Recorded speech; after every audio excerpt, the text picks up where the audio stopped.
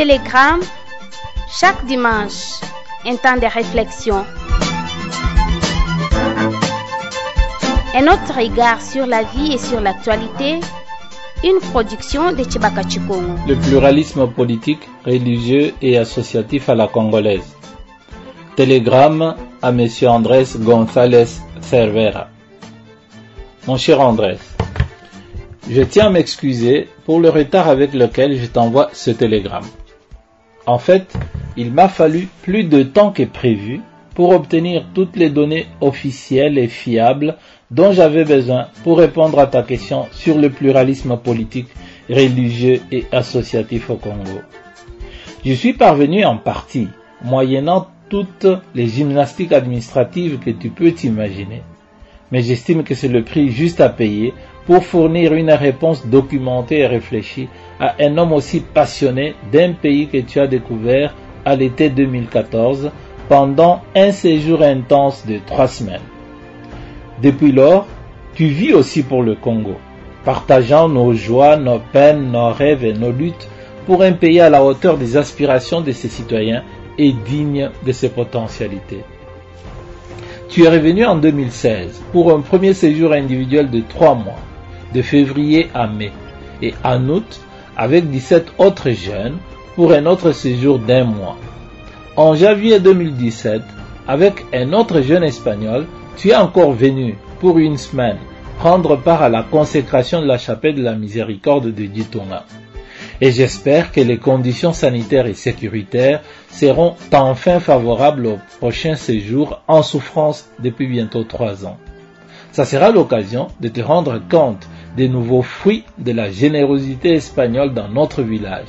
Une générosité que nous te devons aussi comme directeur de Mutokamoyo, l'association des jeunes espagnols qui appuie Ditonga dans son travail social. Mais pour moi, ça sera aussi l'occasion de reprendre nos discussions sur tes articles sur le Congo. Les 14 articles de reportage publiés entre janvier et mai 2016 sur ton blog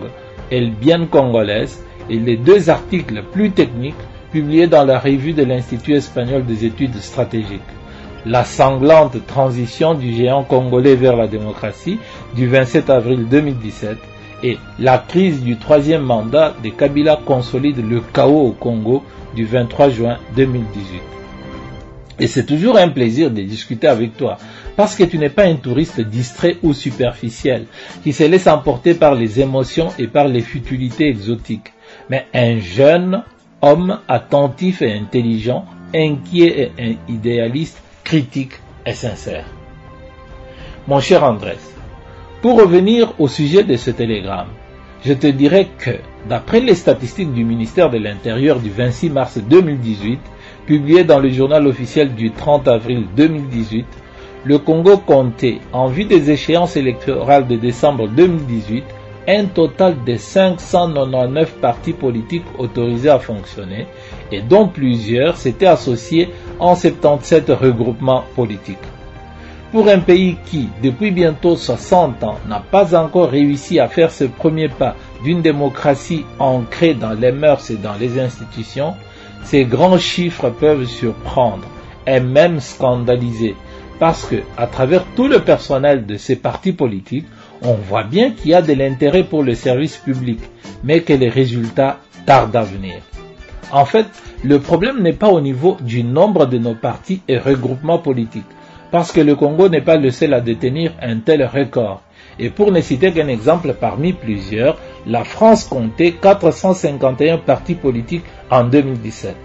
C'est un devoir sacré que, dans les limites du bon sens et de la justice, les citoyens s'intéressent à la vie de leur pays et adoptent les voies légitimes à même de leur permettre d'influer sur sa marche en vue du bien commun et conformément à leur vision des choses et à leurs convictions profondes. Il n'est donc pas question ici de discuter de la portée réelle de ce principe de participation citoyenne dans la vie nationale, mais d'évaluer ses résultats concrets grâce aux activités de nos partis et regroupements politiques. Or, sur ce point, je dois t'avouer que le multipartisme à la congolaise n'a rien à voir avec le multipartisme de vos pays occidentaux. Je ne veux pas dire que les systèmes politiques de vos pays sont une référence ou une norme de fonctionnement démocratique, surtout quand on connaît le poids de tous les pouvoirs de fait dans la marche de vos pays avec leur puissance idéologique, financière et médiatique. Je veux dire que 30 ans après la fin du monopole politique du mouvement populaire de la Révolution, le multipartisme à la congolaise s'impose comme un problème social beaucoup plus grave que le monopartisme de Mobutu. Car alors que ce monopartisme kleptocrate et sanguinaire remettait le sort de la nation entre les mains d'un seul individu que nous suivions aveuglément, l'adorant et le craignant comme un petit dieu, notre multipartisme actuel n'a fait que multiplier nos Mobutu, remettant notre sort entre les mains de 599 groupes de mercenaires qui n'ont aucun sens de la nation et dont le seul rêve politique est le gain personnel, l'enrichissement scandaleux des individus sur le dos de la nation au mépris des lois de la République. Si, au niveau individuel, l'essence de la politique nationale n'a pas changé, notre problème est que le multipartisme politique est tout simplement un multiplicateur des ennemis et de la souffrance du peuple.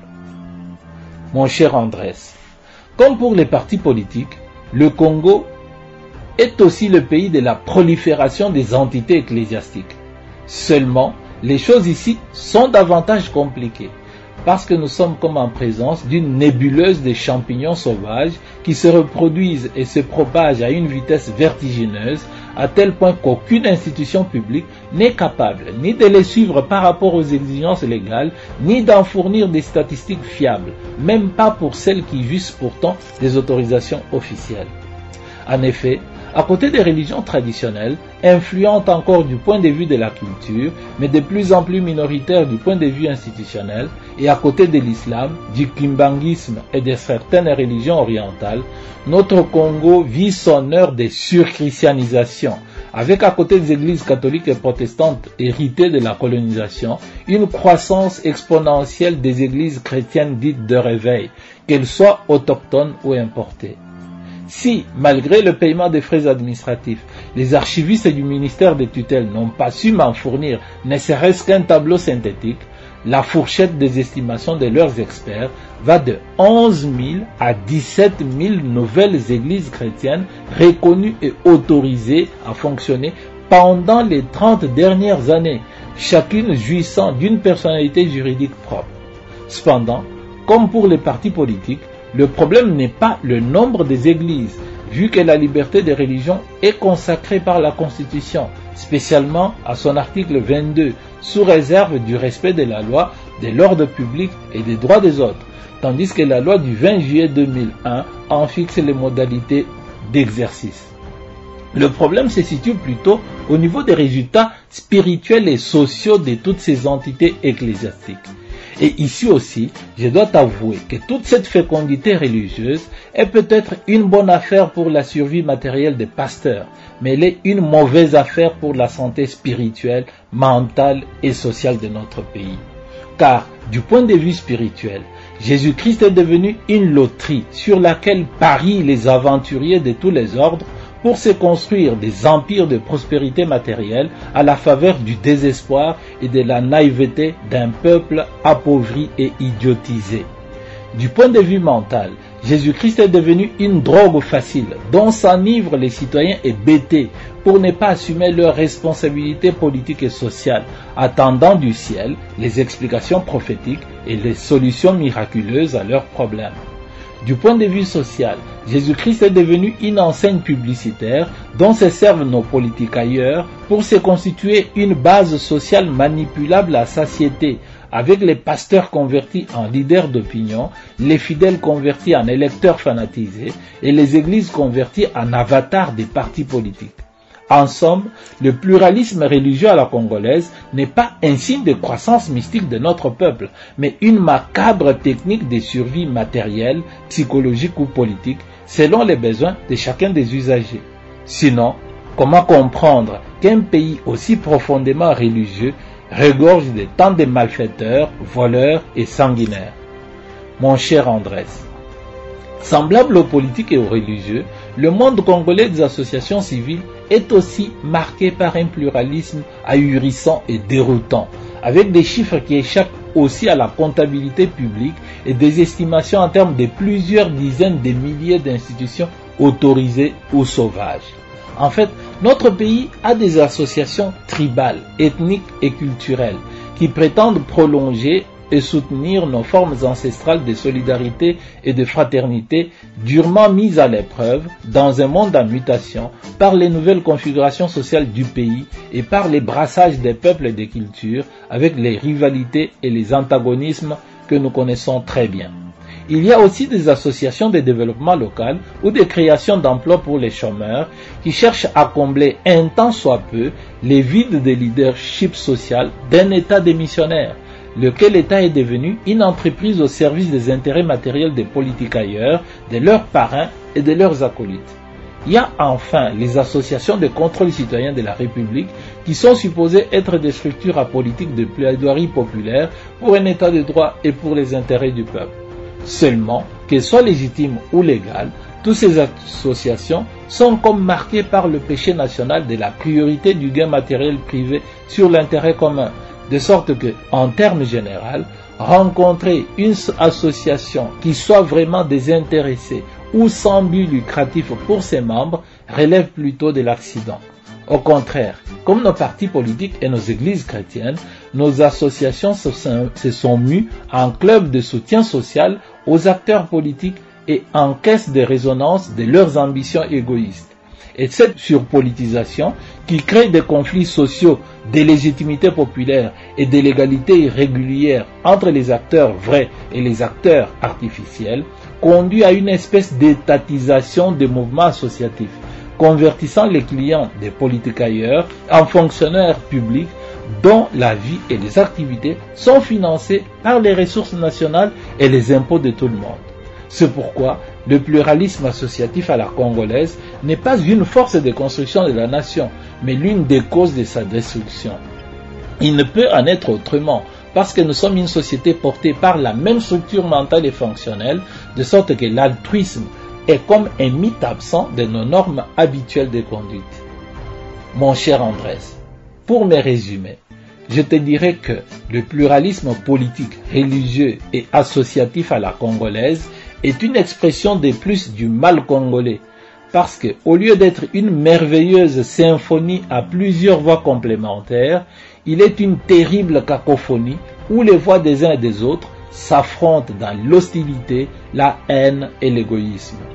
Je sais que sur Internet, ton blog s'appelle Le Bien Congolais, parce que tu détestes l'expression mal congolais. Mais il n'y a pas mieux pour décrire cette maladie morale qui fait que, malgré ces hommes, du mieux formé au moins formé, et malgré ses richesses, notre pays recule depuis que les Belges sont partis, du fait que nous avons fait de la politique, de la religion et de la vie associative, non pas des arts du bien vivre ensemble, mais des instruments de la division et de l'idiotisation du peuple pour l'enrichissement matériel de quelques-uns.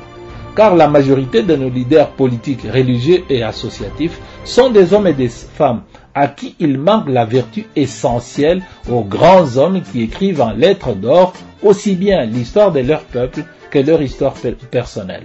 La vertu de la sagesse. En fait, sans la sagesse qui permet de distinguer l'essentiel de l'accessoire, le bien du mal, la vertu du vice, l'humilité de l'orgueil, l'éternité de la vanité, le leader ou le serviteur public perd la capacité de voir au-delà de ce qui entre dans sa bouche et dans son ventre. Il n'aperçoit pas l'ensemble du pays et il n'entend pas les gémissements de ceux qui souffrent. C'est à cette sagesse que déjà en 315 avant Jésus-Christ, Platon appelle dans son livre La République, lorsqu'il demande que la conduite de la cité soit confiée aux philosophes, c'est-à-dire les amis de la sagesse. Pour lui, seuls les philosophes peuvent mériter la confiance du peuple pour conduire la cité, parce que seuls les sages ont l'esprit élevé et la tempérance, le courage et le mépris de la mort, la justice et la douceur, l'esprit mesuré et la capacité à apprendre, à atteindre à la connaissance de l'immuable, pour établir et conserver les justes, le beau et le bien dans la cité, avec cette disposition à rechercher en tout la vérité, à fuir le mensonge, à préférer les plaisirs de l'âme à ceux du corps. Seulement, entre les exigences du sage et la corruption du flatteur, il est souvent difficile à un peuple de faire le discernement et le choix intelligent. À bientôt,